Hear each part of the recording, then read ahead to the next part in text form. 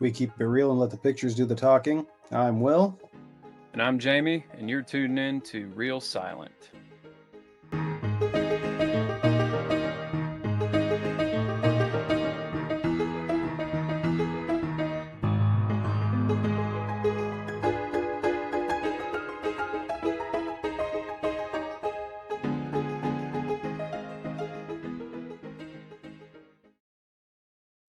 In 1924, the newly formed Metro-Goldwyn-Mayer set out to secure its place in the rapidly expanding film industry. As studios began promoting themselves as brands alongside the movies they produced, MGM sought an identity that audiences could instantly recognize. More than a century later, that effort endures in one of cinema's most iconic symbols, the roaring lion. And almost as memorable as Leo's debut is the film in which he first appeared, Victor Seastrom's He Who Gets Slapped.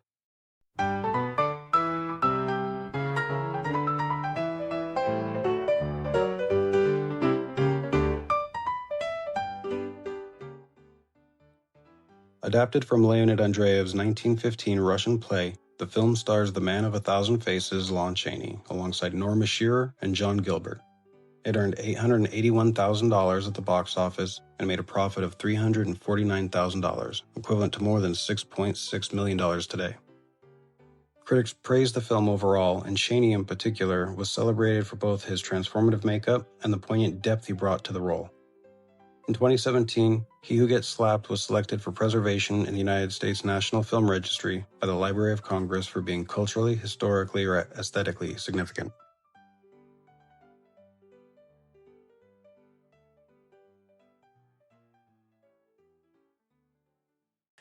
This movie. This one. So, I didn't have to overcome a whole lot with the clowns. I was worried about that. I am glad to admit, I'm happy to admit that that was a younger me thing. Did not care for clowns at all.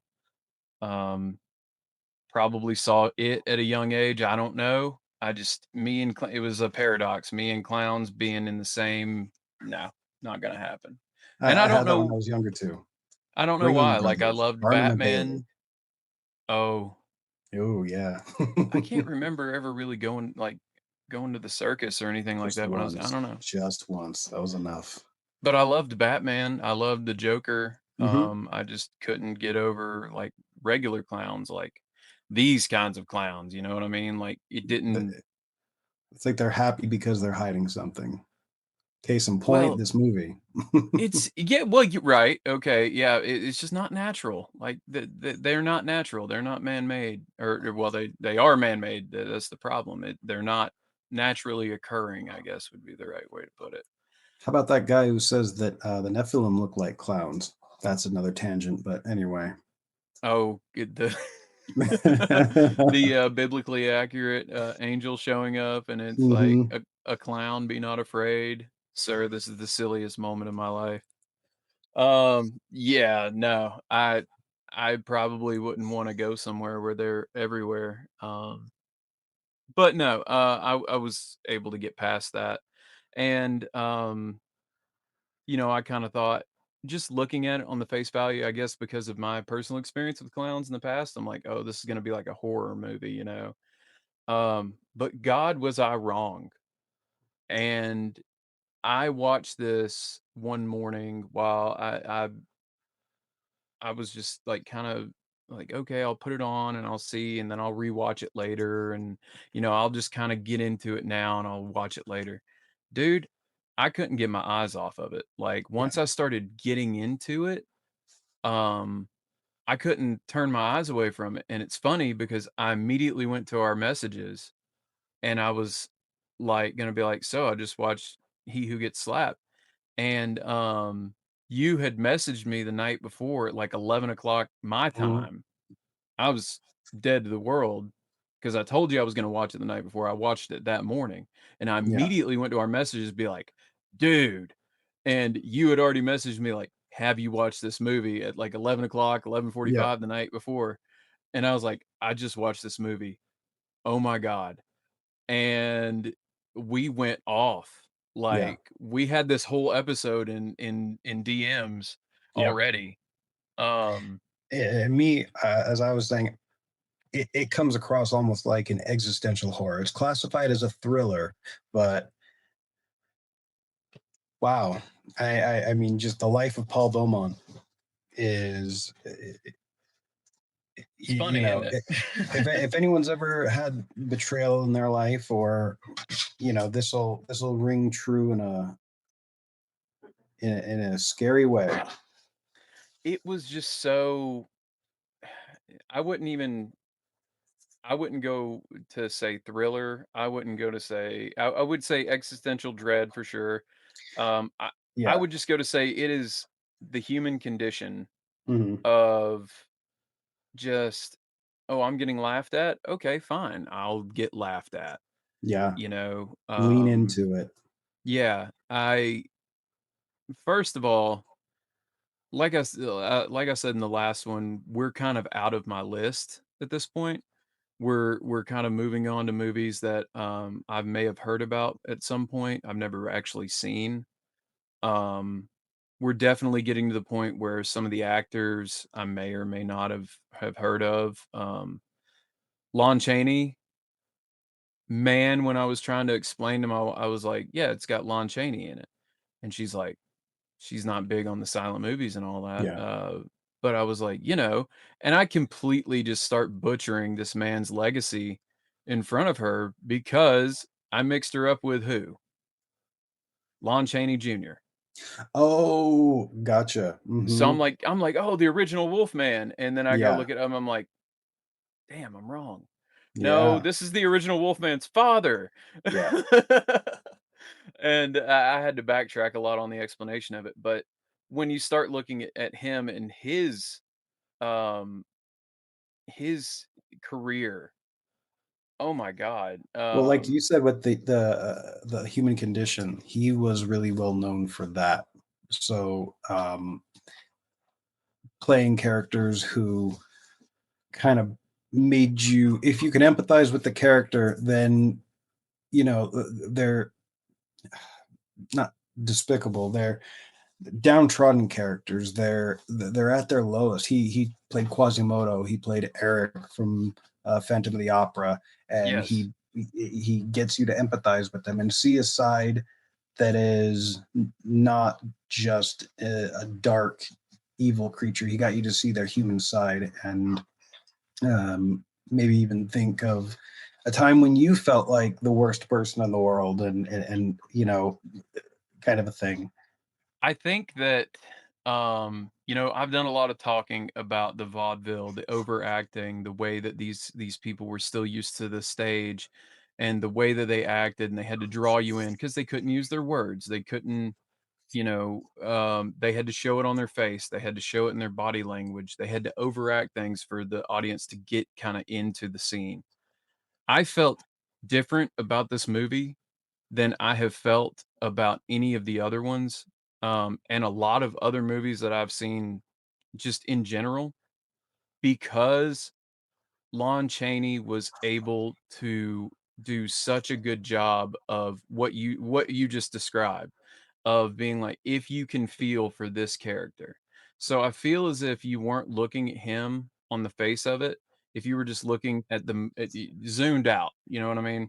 If we're looking at the whole thing, then you could be like, "Oh, clowns are funny. Oh, this movie's got comedy. This movie's got a little bit of romance in it."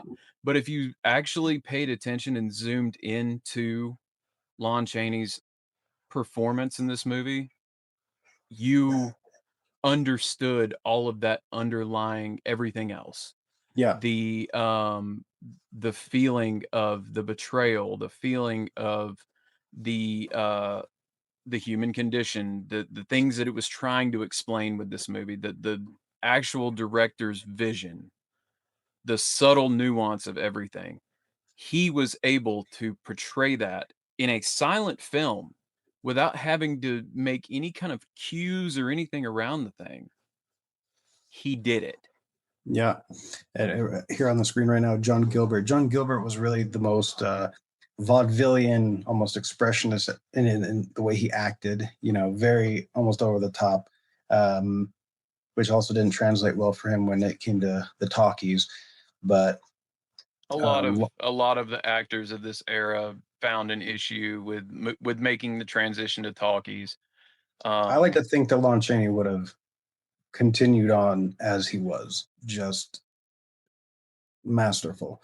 You know, Masterful, a master of the art of yeah. making of reeling you in and Hmm. saying you're not even like demanding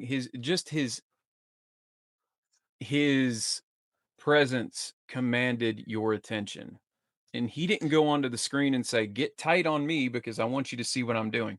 Him being on the screen and him doing what he was doing is what commanded your attention. Well, The he's known as the man of a thousand faces, and so today, actors might want, their face. That's the moneymaker, right? What does Lon Chaney really look like? Watch two of his movies, and I dare you to tell me what the actual Lon Chaney looks like. You get maybe 5 minutes of his face in this movie before he's putting on the makeup. And And still, Paul Beaumont doesn't really look like Lon Chaney. so there was the part where, I think he's getting dressed up in the very beginning, right after, the Okay, yeah, betrayal and all that. He's got the hat, the head thing on, but he doesn't have all the face makeup on. yeah, You get 5 sec but even there, in this movie, he plays 3 characters hmm, that are the same guy. yeah, But they're all 3 they all 3 maintain the same parts of the same person, but by seeing the different people. When we see Paul Beaumont in the beginning, we see 2 different people there. We see somebody who's, found what was he? He was, studying theories on the origins of mankind. hmm, So, we see that, and we see he's excited because he's figured it out, and then we see dejected, embarrassed, humiliated in front of all of his peers. Then we go into now he's a clown and he goes by he. And yeah. it's still Paul Beaumont, but he's walking through kind of the background and whatever.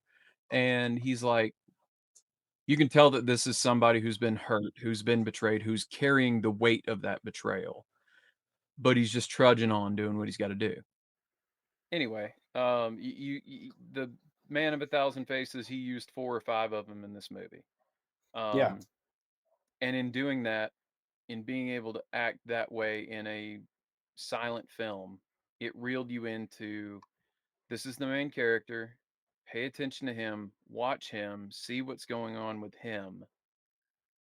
But then we're going to see all these things around him and happening to him, and we're going to basically watch him relive the most embarrassing moment of his life. and that's what he chose to do when he built the act.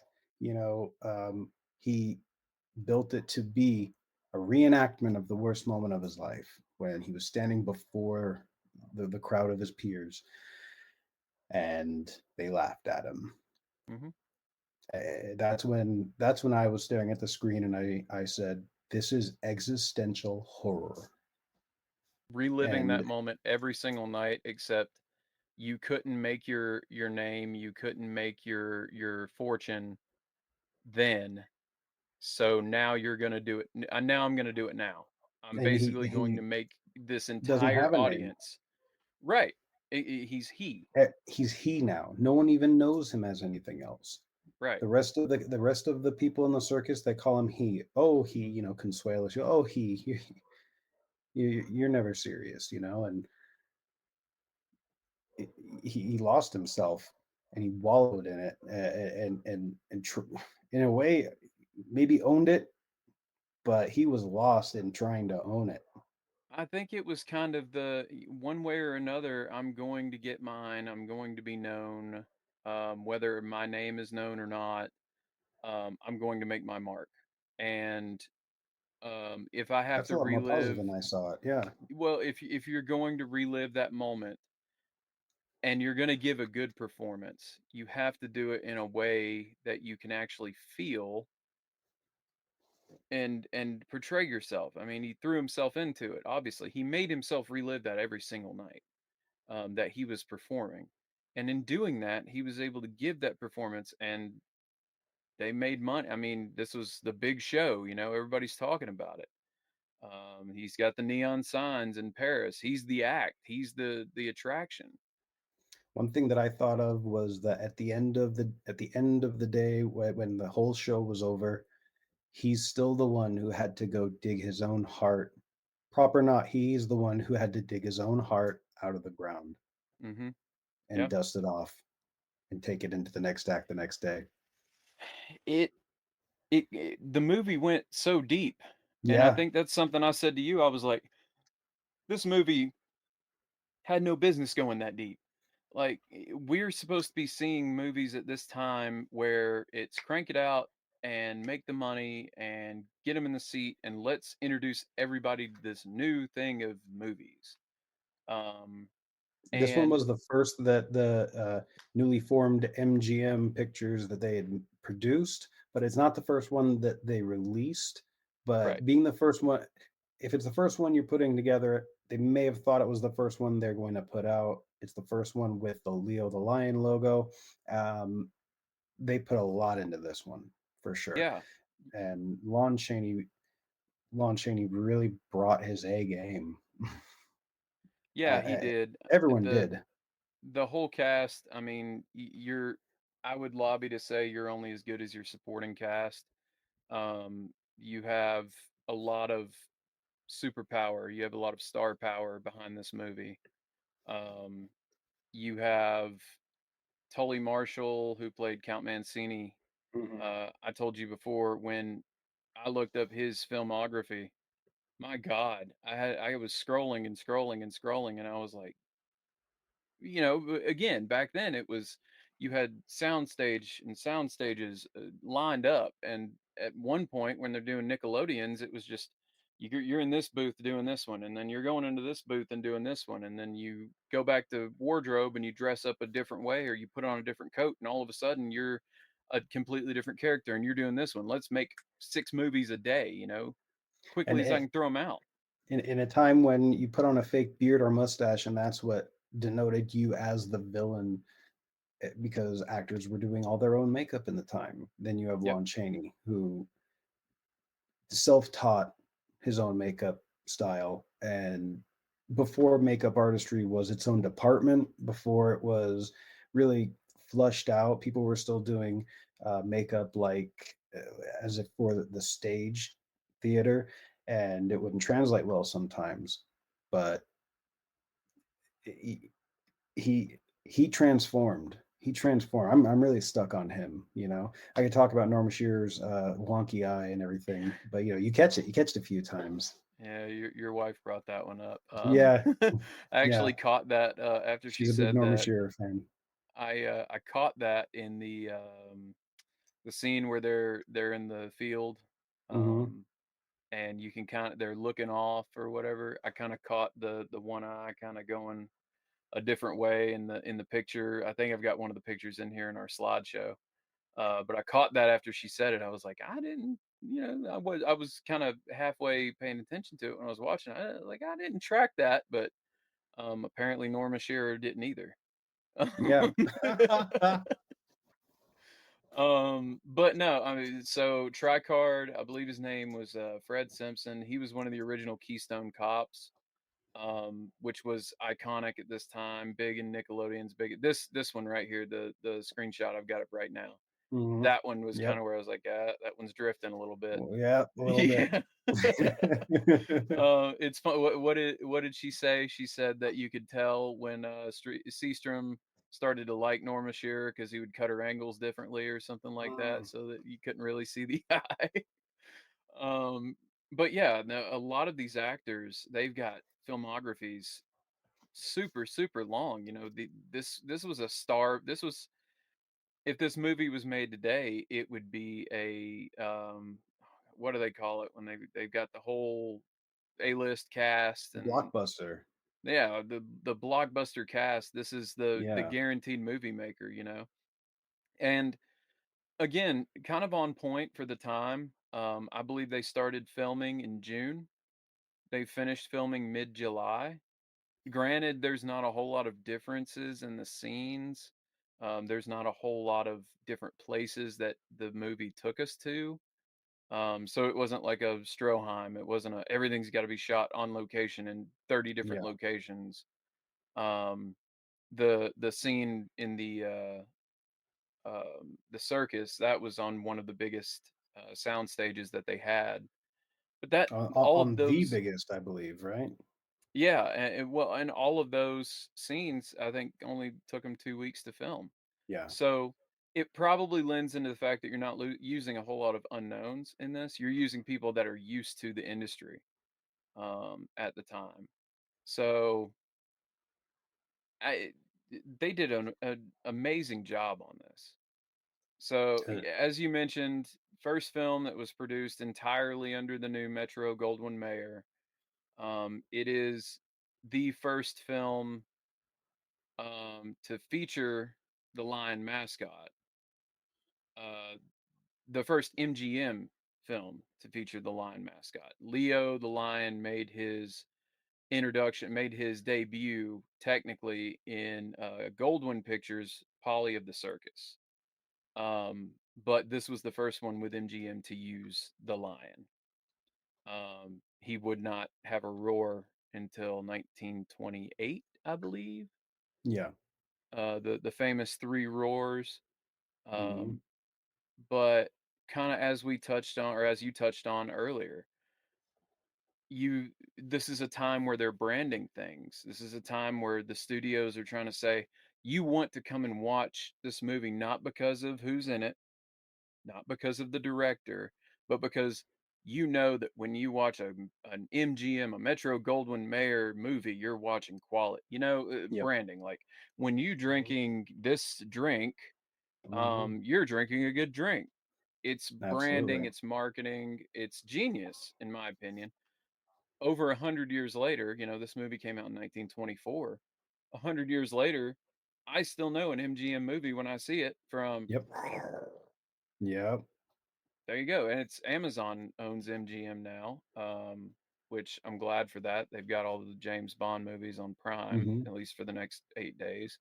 Yeah. Uh, but, that kinda it sticks with you. Um, the Universal, eventually, they would have the Globe. Um, Paramount would have the mountain with the stars going over the top of it. Columbia Pictures would have Columbia standing there. You think about all those. You think about mm, um, studios that aren't around anymore. Orion Yeah. Pictures, uh, TriStar. TriStar. Yeah, that was the The was that horse with that turned into the Pegasus. Pegasus. That was right, Hmm. right. Um, God, what was the one that put out Tombstone? Because they had the Sphinx. You know Oh, what I'm talking yeah. about. Hmm. I don't know, and if I would have known that I was Tip going of to my go into this tongue. tangent, I would have figured Yeah. it out. Right. But them, um, Hmm. Jerry Bruckheimer. Yeah. Lightning Uh, strike. yeah, yeah. And then when him and Michael, or was it Michael Bay? No, it wasn't Michael Bay. Jerry Bruckheimer and somebody else, in the '90s when they would do their collaborations, they had both of their logos come together, and there was the lightning strike and all that. And in that one, I think that's at the beginning of The Rock. And the only Hmm. reason I I'll know need to that see is that one. because I canonically believe that that is the That's right. You told me this theory. yeah, that is the ending of, Sean Connery's James Bond. I know this is real silent. We're eventually gonna have to go into some talkies. We're gonna have to go into James Bond at some time. I'm just a cinephile, so it is what it is. If I gotta start another podcast, I will. But, um, iconic, iconic. MGM, they set the pace for their brand, in this movie. It could have just been a one-off. It really could have, because obviously the very end in this movie, the lion plays a big part in Yeah. he getting his revenge. Absolutely. Um, so it could have just been a play on, oh, look at the lion, and then, oh, I get it now. There's the lion. But then the next one you watch is like, oh, they're really doing something with this lion, aren't Yeah. they? Yeah. Branding became huge. Yeah. Yeah. Well, and again, we're talking about it to this day. So this Eh, movie let's see. It takes place. I don't know if the original play took place in France. It was Russia, so it was a Okay, Russian play, 1915. I'm going to butcher these names, but Leonid Andreev I think you did a and great job on that name, much better than I did last week. he's the writer. 1915 is when it came out. By 1922, it was in um, Broadway, so America, and then translated 2 years later onto film here. There was a 1916 Russian film, so I want to track that down if that's even Yeah, still around. I didn't even. I saw that. I didn't know if it had been lost or not. A lot of them are. But if we could track that down, that would be awesome to kind of see the original. Not going to understand any of it, but if it's 1916, it's going to be silent anyway, so I don't have to understand any of it. And the translation was "He who gets slapped in the face," I believe, was Oh, the Russian direct translation, and yeah, and I mean, he got slapped in the face a lot, so a whole lot, took over a absolute hundred lot. slaps the night before we pick up the story, Yep. is what they say. So, um, as far as movies go with length, this is probably one of the shorter ones. I think that That we've uh, covered so far. Nosferatu wasn't super long either. This one was 7 reels in its Yeah. release version. Um, it set all kinds of records at the box office. It set the 1 day record at the time at $15,000. Hmm. The 1 week record of 71,900, 2 week record of $121,574. I mean, but this is back when we're talking about movies are costing 5, 10 cents to get into. Yeah. That's a lot of That butts in the seats. absolutely. These days, the profit of uh, what today's money would be about $6.6 million was what they profited off of it. Which Yeah, for a movie you're shooting in, 349,000 was their total profit. mhm, that's a lot of money in today's when translated with. Inflation and all that. Yeah. Well, and so speaking of inflation, um, I'm gonna bring up the 1,000 francs that was the dowry. Okay, that's Back good. I didn't then, look that up. so back then, 1,000 francs, I'll tell you what we're talking about. The count goes to see the Baron. He's like, she can only accept this gift from her husband. And the Baron's like, okay, I'll marry her. And the Count's broke. So he's like, well, she has a wedding price or a marriage price, which some cultures even still do that to this day. I think some cultures in Africa, India, Dowry. um, yeah, they got a dowry. And he's like, okay, how much is the dowry? He's like, 1,000 francs. Okay. He seems to almost extort it out of the guy. First, he talks about how beautiful she is, and then he's like, "All right, fine, I'll marry her." And he goes, "You mean you humbly request her hand in marriage, right?" He's like, "Yeah, yeah, yeah, sure." And then he Oh, well, goes, if you want to "Okay, request her hand, how about a family loan then? 1,000 francs." So he asked him for $53 in that day's money. He asked him for $53. The purchasing power of 53 bucks. He took Consuelo. That would be about $785 today. Wow. It's a bargain. I Yeah. mean, it's terrible. That's For a just performer and terrible. a bareback horse rider. I guess, but I mean, I understand the money back then went a lot for, like I said, 5, 10 cents to get in to see a movie. But He was how looking far at is that he was looking at it so lecherously. I know, but It how was far is covetous. $53 even gonna get you back then, you know? A hat, maybe? A new one. Well, he didn't Brand need a new. new one. He got messed up by a lion. Oh, yeah. Um, so a couple of interesting things with this one. George Davis, who was a popular European clown at the time, he was Lon Chaney's coach for this movie. Which again, there you go. You think, oh, I'm in a movie and I'm playing a clown. That's easy. I honk my nose and make a. I don't even know if they did balloon animals in the circus back in 1924. But you do clown stuff, right? Yeah. No, not Lon Chaney, because this is his craft. He's going to ply it. So he's going to go get a coach, and he got one of the best Yeah. European clowns to teach him how to be a clown, and maybe that's why this is so awesome. I don't know. And Um, also they say his pantomime skills came from uh, interacting and communicating with his parents, who were both deaf mutes. right. So um, when you see other actors who are vaudevillian and overacting for expressionism or whatever, his acting is still so natural, So I and mean, that's he knew how to communicate it naturally exactly through naturally, just living subtly. it. Hmm. That he It was knew it that was it was part of his life growing up. right. He knew that, well, my parents don't need to see me do this to know that I'm woeful. So that the science of that, the growing up around that and growing up and knowing how to kind of fix your face, I guess, in the Yeah, in the correct scenes.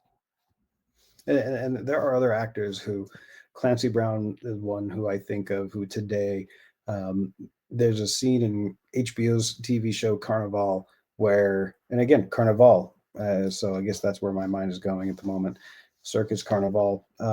But he plays the preacher who's also the bad guy, and there's one scene where he goes from smiling at one person, and then someone he doesn't like walks in, and with the lighting changes, but when he changes his face to the scowl, like it's the whole scene with just him changing the expression of his face slowly. That sort of subtle but powerful acting Lon Chaney absolutely had. So, Masterclass. I don't know if you've ever seen them. It's just a huge series on how to act or how to do it. They've got one with Gordon Ramsay teaching you how to cook and all Yeah, that. But I watched a couple of them dealing with Aaron Sorkin teaching screenwriting. I love Aaron Sorkin, first of all, yeah. so I was all in on that one. But there was one with Samuel L. Jackson talking about character acting, and he was specifically talking about his role in Django. Okay. Um, Get the name of the Steven? character. Yes, Steven. Yes. I remember some of the So interviews. I'd not seen the master class, but I know some of the interviews where he talked about it. so the master class was really what I've seen a few of the interviews as well. But the master class where he was talking about the shift in playing two different characters at the same time. Specifically, where Django's tied up out, he's already killed Calvin Candy. He's tied up out back. I know we're going off on a tangent, but I think this goes to Lon Chaney and goes back to this kind of acting where he's tied up and he goes out back and Steven's doing the whole, like he's the house guy and oh, they want you up in the big house. And then he shifts into, now let me tell you you see that in his face, you Yep. hear that in his voice, obviously something we couldn't do here, but still Yeah. that shift when they're in the mansion at the very end of the movie and Django sends everybody else outside after he kills the other two people, and then it's just him and it's Steven, and Steven stops walking around on the cane and he fixes his jacket and he stands up straight and he's talking straight. Hmm. That the shift, the ability to do that and still maintain that I'm not playing a different person to this. Clancy Brown, you bring him up. Yeah. We talk about character actors. We talked about Willem Dafoe. We talked about Gary Oldman last week. Hmm. Um, Clancy Brown is another one that you want somebody to play a drill sergeant. Oh You yeah. want somebody to play Eugene Krabs. You want Hmm. somebody to play, to voice act the Transformers. You want somebody Yeah. to play the abusive head guard at Shawshank Or the Kurgan. or the Kurgan. Yeah. Yeah, you call Clancy Brown, Yeah. amazing actor, another amazing repertoire, another one that if I see that he's in it, I'll probably watch it, whether or not the movie's trash.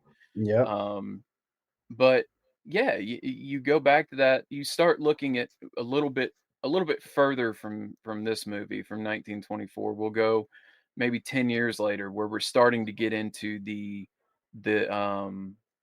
the characters of Frankenstein and Dracula and the Wolfman and all of that, where you have these people that are having to be, I guess not necessarily so much with Frankenstein, but Dracula, with the Wolfman. You have Dr. Jekyll, Mr. Hyde. You see where they literally have to be two different people. Yeah. And it harkens back to this so much. Maybe Lon Chaney Jr. got a lot from his dad. Oh, absolutely. Maybe it was The Walk The with the makeup Queen. skills, I at don't least, know. maybe. Right. It's beautiful because I think that this movie represented, it should have at least represented the right way to do it. I Um, agree. This is one movie that stands the test of time. It holds up. Some of the other movies we've talked about, th- they they're very much of that era, but this one, even though it's silent, it stands up more than almost any other I've seen from this time. so you think of it in terms of Shakespeare. You think of it in terms of the tragedy, the comedy, the there's shades of Romeo and Juliet in here. Hmm. Um, you think of the storytelling and the power of being able to tell that story without having to speak. Um, First of all, huge props to Andreev for writing such a story, but for Seastrom to direct it in such a way that these actors, Lon Chaney, Norma Shearer, John Gilbert, um, Mark McDermott, Tully Marshall, they're all able to bring it to life. But then you start looking at the way and the reason why it was shot the ways that it was, and what story we're actually trying to tell here. Are we trying to tell the blatant on the face betrayal of a man who decides he's going to join the circus and say screw it, and a couple of love stories and the ultimate betrayal and murder and all of that? Or are we going to tell a story about the human condition in general? Are we going to tell a story where God is portrayed as a clown that is passing time by spinning the globe and laughing at what's going on it? Because he's Uh, like, I like the way you brought that up. How I didn't see that until you had said that to me, and then I can see that how it wasn't. At first, I was thinking Lon Chaney plays the interlude clown, and then you said that that was God watching everything happen on Earth, and yeah, I thought we that start was out, interesting. And then, we, as you said, how he plays three different characters, it's like a holy trinity. So there's the symbolism of that. You know, I didn't catch that until you had mentioned it, and then I thought more about that, and right. who knows what was So intended, but absolutely, I see it. You know, are we watching Jesus too, because yeah. we at the very beginning, the very opening shot, we see the globe is spinning and we see a clown there spinning the globe. And this is before we dig into clowns. Hmm. But um spinning the globe. Okay, we go into the first scene and Paul Beaumont is standing next to the globe and he's, spinning it, right? So we're like, okay, that's a cute little interlude, maybe some foreshadowing. But then the next time that we get the clown spinning the globe, 5 years have passed. Hmm. And then the next time we get the clown spinning the globe, a couple days have passed. This is the passage of time that we're Yeah. watching. This is it being physically, literally represented by spinning the globe, which is what happens, which is what causes the sun and the moon to go up and down in our sky. We are passing time. This is God standing there laughing at his creation because he is saying, this is funny. The whole God Yeah. is a mean kid on an anthill thing. And Hmm. he's got a magnifying glass. He's Yeah, this is the little problems that they're worried about. I had to deal with, the devil. I had to deal with locusts and the Pharaoh. This guy's worried that people aren't taking him seriously, and he's getting slapped. Spin the globe a little bit more.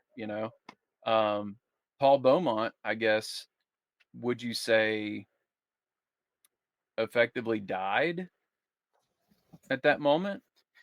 And the moment when he was betrayed, I think that in a way, he when he started laughing, that can be seen as like his death, like a death of Paul Beaumont, and a resurrection of he or a Christ in a way, and then he ends up dying to protect others. So there is that for sure, a noble sacrifice, you know. I Um, There's that.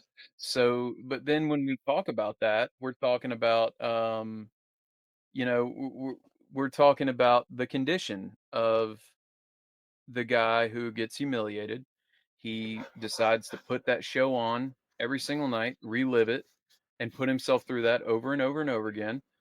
The We'll go back to Jesus for a second, walking through the garden and seeing all the sins that were ever going to be committed, and still deciding that getting up on the cross was a good idea because it was still worth it to absolve the sins of humanity in his death. Um, I know I'm talking a lot of Jesus for somebody who goes with Judaism, but mhm. I know a lot about these. I try to be a All student good of a lot of characters. things. Yeah, right, right. I try to be a student of these things because you see the story being told so much through other things. And Um, Joseph Campbell said there's only seven stories, right? So that they all always walk the hero's path. but a million ways to So tell them. yeah, exactly. um, I just see it's also funny that Beaumont's studies were on the theories of the origins of mankind.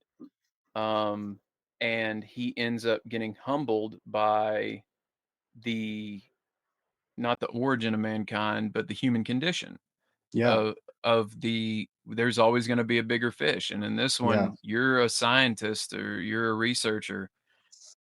Baron's a bigger fish, he's got more money. He's got more money, and so for having more money, everyone believed that he apparently also did scientific research. That's all right.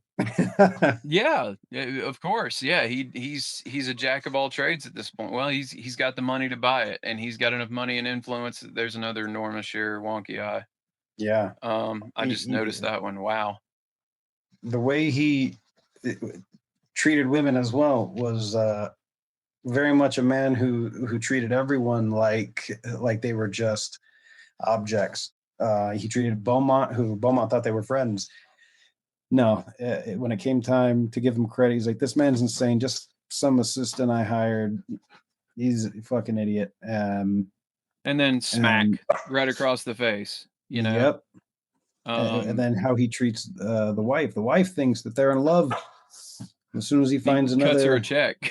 he cuts her a check to walk away. Yeah. So, and then he tries to basically purchase Consuelo. So He did. I mean, people are objects to this guy. I mean, he did it in perfect fat. $53. I mean, that's a deal. He got a hell of a deal out of the thing. I guess, he was trading in for the newer model. It's kind of his deal. But Yeah. yeah, the fact where at that point, I think Beaumont starts to see the hilarity in all of the things that the Hmm. Baron did none of this work, but he's getting every last bit of the credit just because Every of bit of it. he's the bigger fish. Um, The Baron steals his life. yeah, He's a nobody, but the Baron still steals his life. He steals his woman. He steals his research and the name he should have made for the accomplishments. And and so God laughs. and God laughs, of course. because because it's funny, because why are these people worried about, first of all, these people are arguing over the origins of mankind. I'll tell you the origins of mankind. And he's like, but no, I won't, because I'm just gonna spin this and watch y'all like petty squabble over it. You know what I mean? Um, and it also kind of goes down, we start going down the path of capitalism. He's like, all right, Yeah. well, I couldn't make my riches off of this, so I'm gonna make my riches off of that. It is what it is. Um, just great storytelling, um, great nuance into it. I think having all the clowns lined up on the outer ring of the globe, and when it's over, they just kind of, okay, well, we've all mourned the death of this man, and we all laughed at him, and we he was a great entertainer, but whoop, on to the next one. Um, he's replaced in the cosmic whatever. Yeah, there will be another one, right? Well, they throw him off, and then they all kind of fill in the gap. The show must go on. Yeah, it did. I mean, they shot. They immediately went to Consuelo on the horseback, and they're still doing their show. The show must go on. The world still turns, Yeah. and God's still laughing. Yep. So, an interesting contrast to the original play that I did look up was would have been a lot more Romeo and Juliet. So Consuelo in the play, he poisons Consuelo, then he poisons himself. The Baron commits suicide over this, but the Count lives. Interesting. Yeah. In this one, however, the Baron and the Count conspire to lock up old he, Mm-hmm. and then we get the lion, which It was is a great idea. another. It It's was a great another idea. beautiful bit of screenplay where we get he knows that he's out there and he's like, oh, I'm gonna let this lion out, but then he's tussling back and forth with the count, and the count's got one of those sword in the cane type deals and stabs him. In the heart. um and then he's just still sitting there laughing about it, which, by the way, even today, you want to talk about overacting deaths and people who, when they die on screen. He did an amazing job of somebody who was like stabbed and dying. I don't Oh know yeah. if Lon Chaney was ever actually stabbed. Um, It, he sold it for me. I mean, I was hook, line, and sinker, forgetting it was a movie at some points. Like with these old movies, they're actually going through a lot of hard stuff to sell the scene, and he really did make it look like stabbed. well, I mean, hard to sell silently. Mm-hmm. You can't scream out. You can, and nobody's going to hear it. Or they can go a little bit higher on the piano at that point. "Dun-dun-dun," stab. And you kind of get the gist of what was happening. But yeah, again, he did a great job of not overacting that part. He did a great job of not underselling that part. Um, but then just to sit back and watch and know what's coming, and to be able to enjoy, first of all, the count to to get taken down by the lion, and the Baron's got to watch, I and like that his he's idea. just sitting back like waiting for it because he knows the Baron is watching the way he's going to go out, and he's just like, oh, screw it, the lion's going to kill me too, so I might as well watch these two jackasses get it first.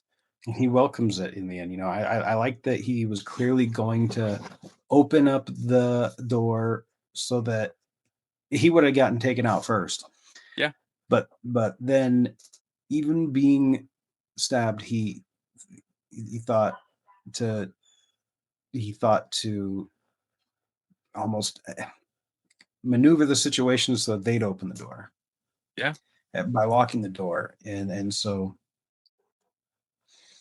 yeah, that one, poetic justice for the people who thought they could deal in human trafficking in a way. A father and and a noble, basically dealing in a human trafficking situation. Man downtrodden by these people, one of them at least, and trying to save his love, unrequited as well.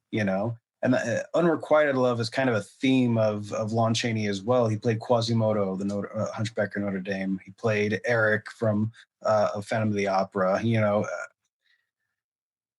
He I don't know much about his first marriage, But I know that, the second marriage is the one that stuck. And so he drew a lot from his own life. I'm sure of it. Even in that, the roles he chose. And at this point in his career, he was picking his roles. Mhm. He chose to do this movie. Yeah. So he Well, he and drew. Seastrom was one of those directors who was given carte blanche. Mhm. He was a Murnau. He was Yeah, the, here's the check. You write in the number. Even directors nowadays don't get that kind of autonomy over a movie. Quentin Tarantino, maybe. maybe. Um, Martin Scorsese, to name a Oh yeah, few. But, generally nowadays it's the studio has everybody lined up and then they're all going to work together and they're all gonna like it. But back then, he picked how he was gonna shoot the film, how he was going to dress the actors, how the screenplay was going to play out on in front of the camera, the actors that were going to play in it. He was in charge, and the studio was perfectly fine giving him that. Actually, the studio took issue with the way that the film was shot. They thought it was shot too dark. They didn't think there was enough light exposure on the set. hmm. Um, they started blaming the cinematographer for that. And Seastrom actually had to step in and it's like, "Nope, he did it exactly how I told him to, and when I get done editing, you're gonna figure out why." So he kind of almost pulled a Stroheim here, where he's like, "Nope, you gotta let me edit it first, and then you can tell me whether or not I did it good or bad." Trust the Um, process. right, exactly, trust the process, and by the end of it, they loved it, as opposed to Stroheim, where they're like, "No, we're gonna cut you down to 4 reels now, because screw you." Yeah, So, but he attitude's had everything, though. You know, it is. Well, attitude and being able to back it up, you and know? I I can only imagine what would have happened if He Who Gets Slapped was attempted as a 9.5 hour movie. I think that it might have got cut down as well, and not by him. I don't think there's 9.5 hours worth of content. I mean, it's a great film, I just don't think they could have stretched out. I mean, it would have been like 20 or 30 scenes in the circus, I Yeah, believe. It would have been a lot of filler. we I might have think seen the that act 2 or 3 times. right, yeah. I feel as if the pacing was perfect, the pacing of the story was perfect. Yeah, You didn't get too much and you didn't get too little. You got enough about everybody to really understand what was going on. And like you said, this movie stands up. it does. This movie is worth the watch 2, 3 times over if necessary. I personally, when we do these movies, I try to watch it a few times so that I make Mhm. sure I've got what I want to talk about. I watched this movie one time Yeah, and it floored me. yeah. And I didn't want to watch it again. I wanted to take what it gave me that first time because I'm kind of an experienced type of person. That first time you experience something, you'll never get that back. And every time you try to experience it afterward, it sort of dilutes the experience in whole. I had I such a major feeling about this movie when I first saw it that I Same. had to just come at it I straight. I, I was locked in. I don't know if I don't know if when you were talking to my wife, she told you, but I was just staring when the movie was over, and I was just staring off into space, just lost in thought for about an hour or 3. I Just think maybe I I don't blame you. If I wasn't working at the time, I probably would have stared off into space for a little bit, but yeah, I was just kinda like, "Okay, that was amazing movie," I was and, soaking it in. I very much empathized with Paul Beaumont. Lon Chaney. He reeled me in. Absolutely. Um, to have it and lose it and then have it again, and it may not hmm. necessarily be what you want. Yeah, I've been there. I know a Yeah. lot of people that have been there. A lot of people, that would probably Would younger me have understood the nuance and the story that was trying to be told here? Probably not. Yeah, possibly not. Um, Understood maybe, but connected with it on a deeper level, definitely not for me. You know, no, no. The story, it may not be the story that Andreev actually told, but the story that Seastrom and Chaney and all these people put on was this. I mean, it's amazing. It's one of this those that I don't think that you would try to remake today. I wouldn't. no, I remember just saying, I just hope Jamie sees past the clown makeup. I was gonna bring that up too. I was gonna bring that up That's all I too. wanted. I just wanted you to see this film for what it was and And not. you hit on that when we were talking. You were like, "I'm Mhm. really, really glad that you felt that way," because I told her that I really hope he can just see past the makeup on this and That get first it. scene when all the circus and the clowns are all coming out. There's 60 something clowns. I Yeah. looked at her. I said, "He's gonna hate me. He's gonna absolutely hate me." No, listen, it was worth it. I at a certain point stopped seeing clowns. I was just waiting for the next bit to show up. Maybe the next title card or something. This is one of Yeah, those I would have liked to have heard some of the dialogue, but I also think that retelling it or trying to retell it now wouldn't be. This and one no one's stands up Lon just Chaney. fine. No one's Lon Chaney. So who's gonna play he to that skill? I mean, is it worth? I don't think it'd be worth an attempted remake just to have dialogue. The emotion is perfect in this movie. Yeah. No, Absolutely. yeah, he did it perfectly. So interesting little tidbit rumor here. Ah, Bela Lugosi. Yeah. But So he wasn't. it's never been confirmed and it's never been definitively refuted either. It's been pretty almost, I want to say, debunked. I think he may have been a fan. What they found, they found a clipping. What did they find in after he passed? They found something, and it made a lot of people think that he was a one of the clowns, right? Yeah. Um something I don't exactly remember. The rumor is so vague. It's so thinly it's so out there Yeah, that it could have been, but it was also that, I think Bela Lugosi had just immigrated from Hungary, yeah. and he wouldn't have been where was this filmed? This was filmed in Los Angeles. Um, so this he wouldn't have been in Los Angeles at the time, or it was highly improbable or unlikely that he was in Los Angeles at the time this film was being made. Um, but that goes to, like, the evidence that people try to give for why he wasn't in it. So it's improbable, but it's not impossible that he was in Los Angeles at the time this film was being made. So I'm seeing in the 1950s, Richard Sheffield, a teenage friend of Lugosi, found two stills which he believed were from He Who Gets Slapped. In one of them, he found them in Lugosi's scrapbooks. So no confirmation if the stills were from the movie. And uh, the, Richard Sheffield thought that one of the clowns looked like a young Lugosi, and that's where this comes from. So perhaps he was a fan. I'm looking at the still right now. I'm going to send it to you. Actually, here I'll send you the link. It's I don't know. There's a lot of clown makeup on this gentleman. Which one? To the right? To the right, I imagine. Yeah, definitely. I mean, the guy on the left looks a little bit more like Karloff. you know? Yeah, no, the guy on the left, I think that's Tricard. Yeah, Uh, yeah, I don't know. It's a picture from 1924, and he's wearing clown makeup. yeah. Maybe?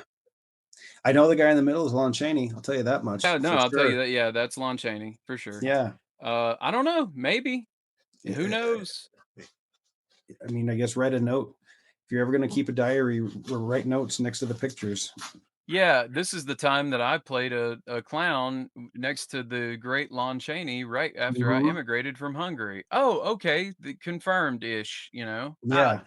I'll take it. That's Bela Lugosi, sure.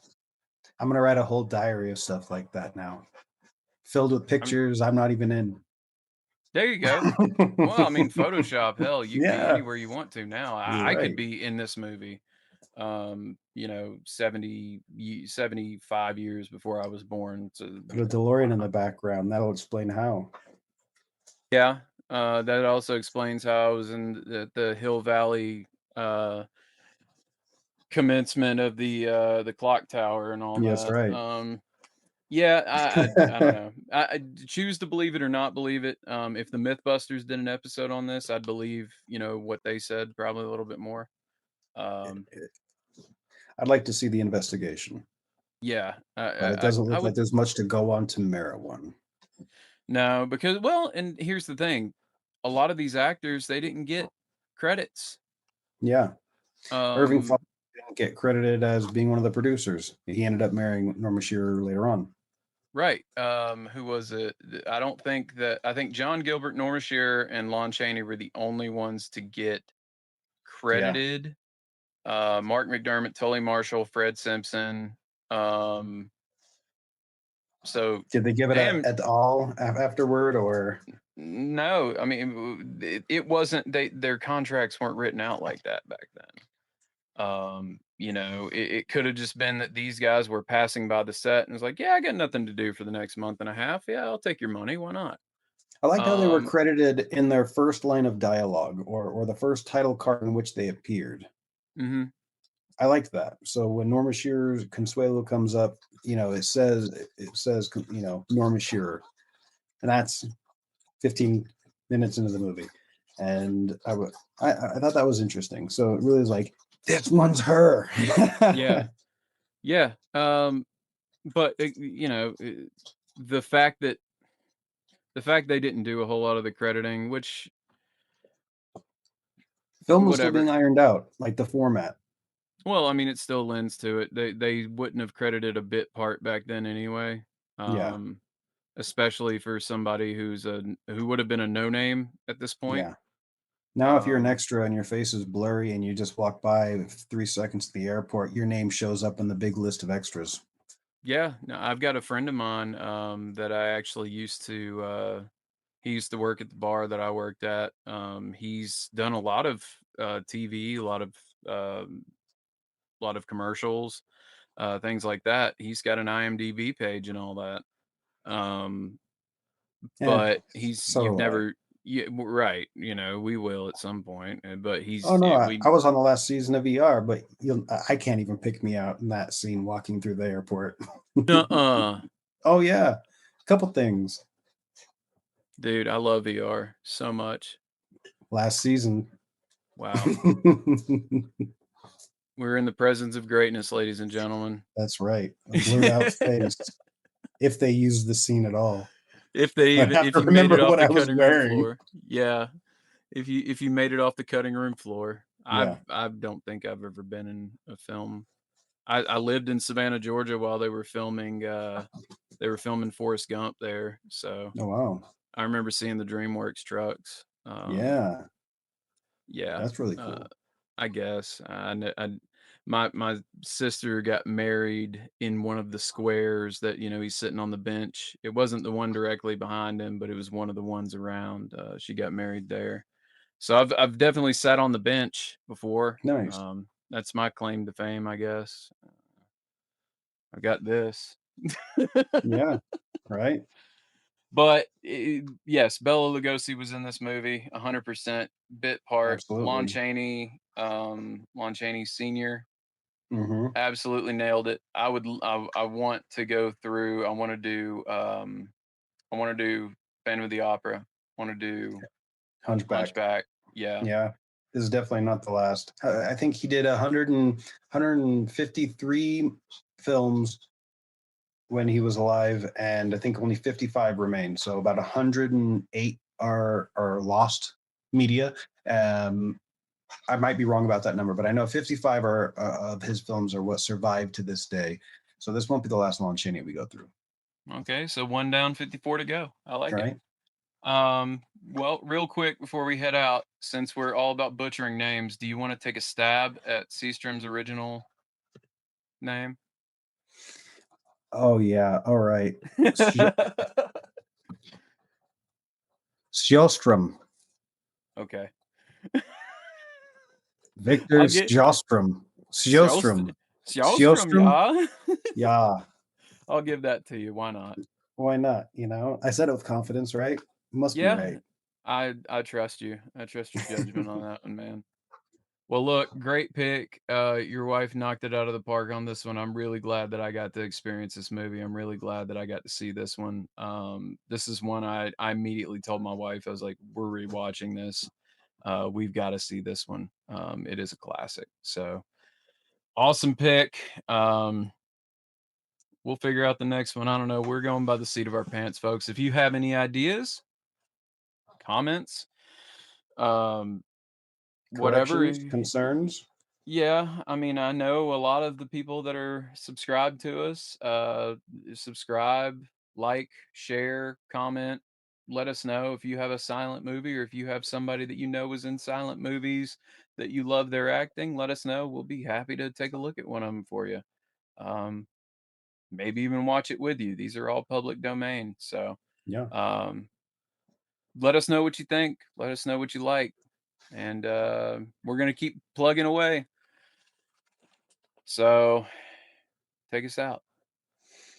Thanks for watching Real Silent, where we let the pictures do the talking. We keep it real and let the pictures do the talking. Whatever. We'll get it right. One of these days.